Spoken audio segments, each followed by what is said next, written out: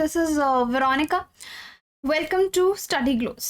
So आज का हमारा डिस्कशन है आईपीसी पे, इंडियन पेनल कोड, और ये एग्जिस्टेंस में कैसे आया, इसकी शुरुआत कैसे हुई, किसने इंट्रोड्यूस किया। क्योंकि रिसेंटली आप देखो किस तरह के बिल्स पार्लियामेंट में इंट्रोड्यूस हुए हैं, हम रीवैम्प कर रहे हैं ये पूरा सिस्टम, चाहे वो सीआरपीसी हो गया, आईपीसी हो गया या इंडियन एविडेंस एक्ट हो गया। सो जानना चाहेंगे और इसको डिस्कस करेंगे कि आईपीसी कैसे एग्जिस्टेंस में आया। बाकी आप मुझसे कनेक्ट करने के लिए सोशल मीडिया पे कहीं पे भी कनेक्ट कर सकते हैं, because I feel together we can make a huge difference. So look at this particular topic, government withdraws DNA technology bill को जैसे विड्रॉ किया।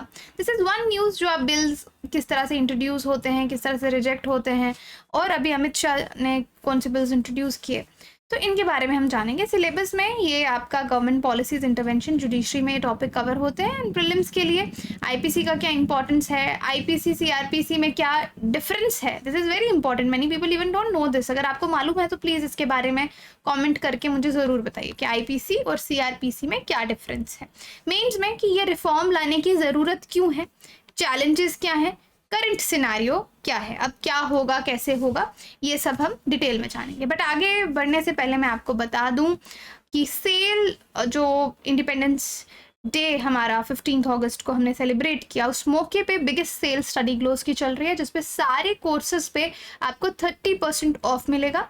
आपको क्या करना है, एक कूपन कोड यूज़ करना है जिसका नाम है फ्रीडम। ठीक है, फ्रीडम अगर आप टाइप करेंगे आप देखेंगे हर कोर्स का जो प्राइस है वो 30% गिर जाएगा। आप हेल्पलाइन नंबर पे भी कॉल करके इसके बारे में डिटेल ले सकते हैं। So download the application and you can explore the courses, range of courses study glows have. Okay, so context ये है कि होम मिनिस्टर जो हैं अमित शाह, उन्होंने फ्राइडे 11 अगस्त की बात है, 3 बिल जो हैं लोकसभा में इंट्रोड्यूस किए। ये 3 बिल हैं कौन से, भारतीय न्याय संहित बिल और द भारतीय नागरिक सुरक्षा संहित बिल और द भारतीय साक्ष्य बिल। सो ये बिल किस चीज़ को रिप्लेस करेंगे, the first one will replace IPC, the second one will replace CrPC, और तीसरा इंडियन एविडेंस एक्ट रिस्पेक्टिवली। इन तीनों को ये रिप्लेस करेंगे। ठीक है, तो इसलिए ये मुझे लगा कि हमको जानना चाहिए कि आईपीसी कहाँ से आया।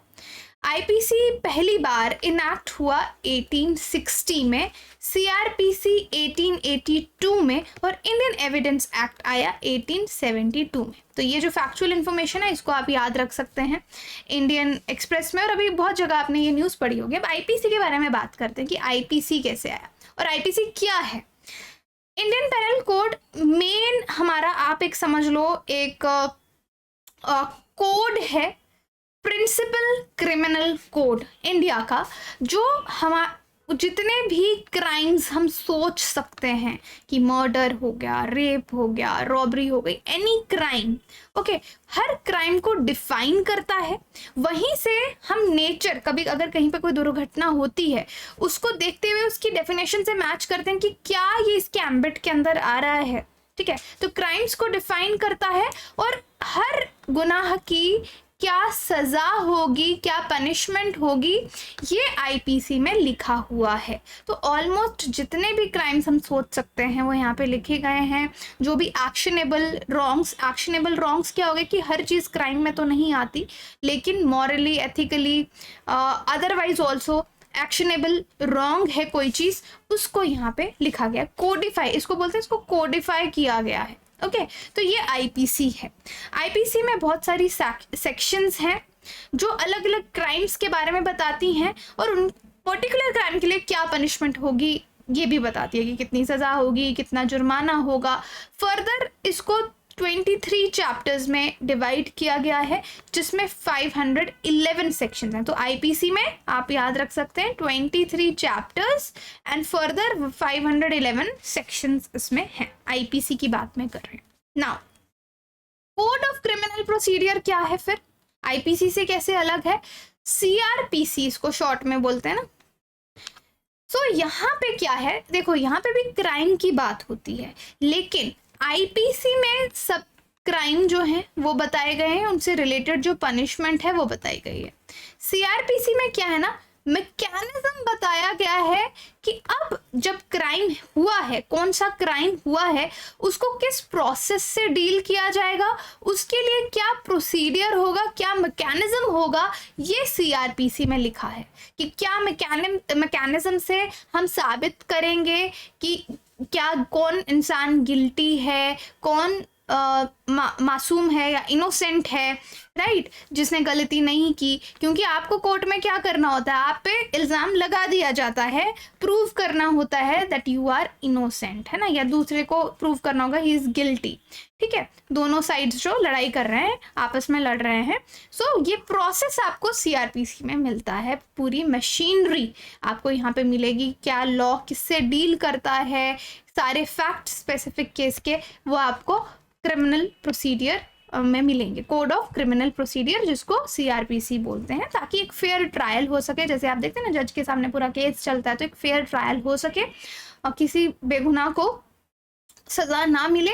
सो क्रिमिनल लॉ किस पे बेस्ड है, right to personal liberty, and किसी को भी पर्सनल लिबर्टी आप डिनाई नहीं कर सकते अनलेस कोई कंपेलिंग रीजंस हैं कि आप उसको जेल से रिलीज ना करें, तब तक आप उसको डिनाई नहीं कर सकते। Okay, so what is Indian evidence act? तो तीसरा जो मेन है वो है इंडियन एविडेंस एक्ट। इसको ओरिजिनली पास किया गया था इंपीरियल लेजिस्लेटिव काउंसिल ने 1872 में ब्रिटिश राज के दौरान, और इसमें बहुत सारे रूल्स और एलाइड इश्यूज हैं जो कि कौन सा सबूत कोर्ट मानेगा, कौन सा सबूत कोर्ट नहीं मानेगा, एविडेंस देना पड़ता है ना, तो वो चीज़ इंडियन एविडेंस एक्ट में लिखा हुआ है और इसको अडॉप्ट अकॉर्डिंगली किया गया था। ठीक है, अब देखो, तो अब की बात है कि हम इनको क्यों चेंज करना चाहते हैं, क्यों। अब देखो ये कितने पुराने, मैंने आपको डेट्स बताई ना यहाँ पे, हियर एक 1860 में आया, 1882 में, 1872 में, कुछ कुछ चेंजेस बीच में इसमें आते रहे हैं, बट स्टिल कितने पुराने हैं ये। आज मॉडर्न ज़माना है तो आपको चेंज करना पड़ेगा। और सबसे इम्पॉर्टेंट, अगर आप माने, ब्रिटिशर्स ने इनको लाया, ब्रिटिशर्स इंडिया पे राज करना चाहते थे, उनका कॉलोनियल माइंडसेट था, वो सब देखते हुए भी इन्होंने इसमें बहुत सी चीज़ें ऐसी रखी हैं जो हमारे लिए शायद सूटेबल नहीं है, तो चेंज करना इनको बनता है, क्योंकि हो सकता है आउटडेटेड हो। एविडेंस की जैसे बात की, बहुत सारे कोर्ट्स व्हाट्सएप चार्ट्स को एविडेंस मानेंगे या नहीं मानेंगे, इस पे तो नहीं लिखा गया होगा ना, क्योंकि तब तो व्हाट्सएप ही नहीं था।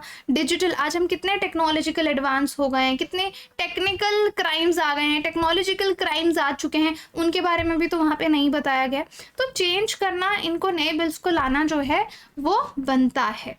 तो A good code no longer. Indian Penal Code was enacted in 1860 और फोर्स में आया 1862 में। तो आज तक का ये वर्ल्ड में लॉन्गेस्ट सर्वाइविंग कोड है, अगर आप कॉमन लॉ वर्ल्ड की बात करें। इतना पुराना किसी का भी नहीं है।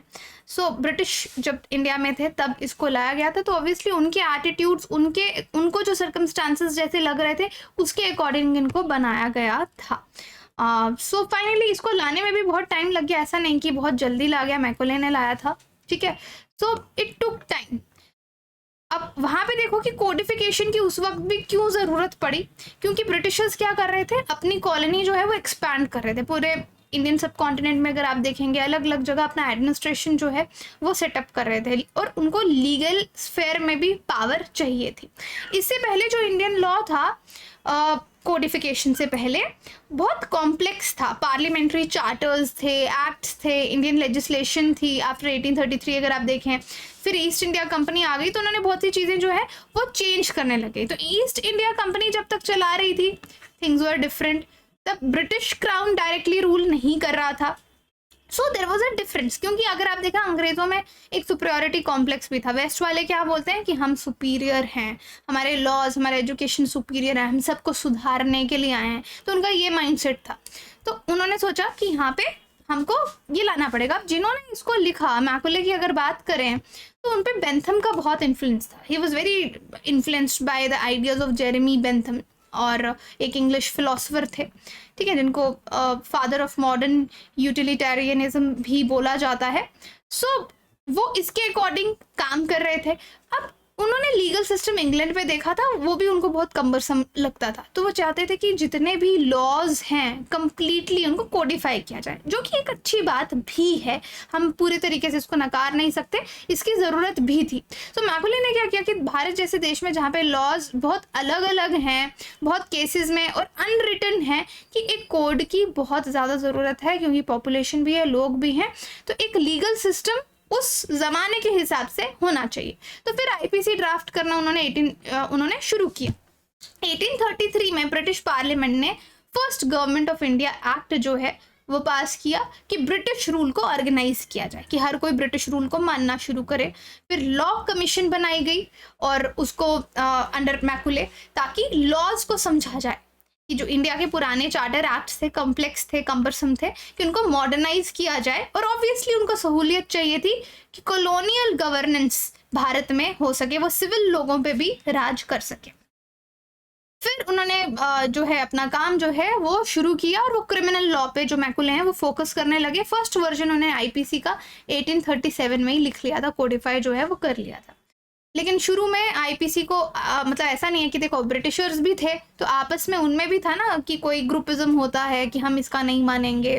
सो आईपीसी कंप्लीटली शुरू में आईपीसी ने क्या किया, जो इंडियन लॉज थे उसको टोटली इग्नोर किया, एंड ब्रिटिश के हिसाब से उन्होंने जो लॉज बनाए। सो जो मॉडर्न स्कॉलर्स हैं वो इसके बारे में क्या बोलते हैं कि उन्होंने इंग्लिश लॉ को इंडिया में लगा, जो इंग्लैंड में जिस तरीके से था उसको इंडिया में जो है वो बना दिया। नॉट बिकॉज कि इंडिया का जो खुद का एक्ट और चार्टर्स थे वो पुराने थे, लेकिन इंग्लिश लॉ को भी चेंज करने की जरूरत थी, क्योंकि मैकुले ने पहले ही बोला कि जो इंग्लैंड में भी उस टाइम रूल और लॉज जिस तरीके से चल रहे थे वो सही नहीं थे ना। अगर इंग्लैंड में देखो क्या था कि politics made major legal reform for more वनरस। मैकुले ने क्या किया, खुद से सारे आइडियाज जो है अपने वो एक पेपर पे लिख दिए, लेकिन उसके बाद लोगों से और खुद के ही कुछ ब्रिटिश ऑफिसर्स से उसको काफ़ी सुनना पड़ा, वो उसको एक्सेप्ट नहीं कर रहे थे। उसके बाद हमने देखा 1857 में क्या हुआ, रिबेलियन, रिवॉल्ट ऑफ 1857 की मैं यहाँ पे बात कर रही हूँ। और अदरवाइज भी मैकुले को काफ़ी खुद के लोगों से, जैसे मल्टीपल गवर्नर जनरल जो इंडिया के आए, ऑकलैंड, एलनबोरो, उनको लगा कि ये रिफॉर्म्स की कोई ज़रूरत नहीं है, और उन्होंने इसको, जो मैकुले ने आईपीसी लिखा उसको वो ज़्यादा भाव नहीं दे रहे थे। लेकिन फिर क्या हुआ, 1857 का जब रिवॉल्ट हुआ और ईस्ट इंडिया कंपनी हट गई और फिर ब्रिटिश क्राउन जो है उसके हाथ में बागडोर आ गई, उसके बाद उन्होंने आईपीसी को जो है वो लागू किया। क्योंकि जब 1857 का रिबेलियन इन लोगों ने देखा तो इट चेंज एवरीथिंग, तो उनको लगा कि इवेंचुअली अगर ईस्ट इंडिया खत्म हो सकती है तो ब्रिटिश क्राउन को टेक ओवर करना पड़ेगा। सो डायरेक्टली 1858 में उन्होंने कंट्रोल ले लिया, एंड देन उन्होंने बोला कि आईपीसी की ज़रूरत है, क्योंकि उसके बाद ब्रिटिशर्स को क्या लगता था कि हम लोग क्या हैं, एनलाइटेंड हैं, तो यही क्लेम करते थे वो। लेकिन 1857 में जिस तरह से उन्होंने रिप्रेशन किया तो देखा कि वो किसी का भला करने तो एटलीस्ट नहीं आए हैं, जो वो क्लेम करते थे that we are superior people, we are from west, we have better education, उसके लिए नहीं आए थे। बट देन आफ्टर ऑल उन्होंने धीरे धीरे फिर यहाँ पे आईपीसी को जो है वो लागू किया। तो I hope you got this thing कि किस तरीके से इसका इवोल्यूशन हुआ, कि पहले इंडिया का खुद का चार्टर थे, एक्ट थे, लेकिन वो भी सफिशिएंट नहीं थे। लेकिन इंडिया का कोई इतनी अच्छी पावर में नहीं था कि वो लोग लिखते, क्योंकि ब्रिटिशर्स का उस टाइम कितना प्रभाव था, हम लोग भी कहीं ना कहीं डिवाइडेड थे, और वो लोग ज़्यादा पावरफुल थे उस टाइम के हिसाब से। जो भी रीजंस है, बाकी आपने हिस्ट्री में देखा कि किस तरह से व्हाट वर द रीजंस कि इंडिया ब्रिटिश की कॉलोनी उस वक्त बनी। और फिर देन द आईपीसी के शुरू में उनको ब्रिटिशर्स से भी खुद के गवर्नर जनरल भी उसको अप्रूव नहीं कर रहे थे, बट वंस 1857 का रिबेलियन हुआ तो इनको लगा नहीं, ज़रूरत है ब्रिटिश क्राउन ने। उसके बाद आपका आईपीसी जो है वो लागू हो गया, उन्होंने इसको काफ़ी सपोर्ट किया। So that is it, if you can change it, change your attitude. So अगर आप कोई चीज़ चेंज नहीं कर पा रहे हैं, अपने एटीट्यूड को बदल के देखें, जो भी आपके गोल्स हैं उनको ज़रूर पाएंगे। Thank you so much.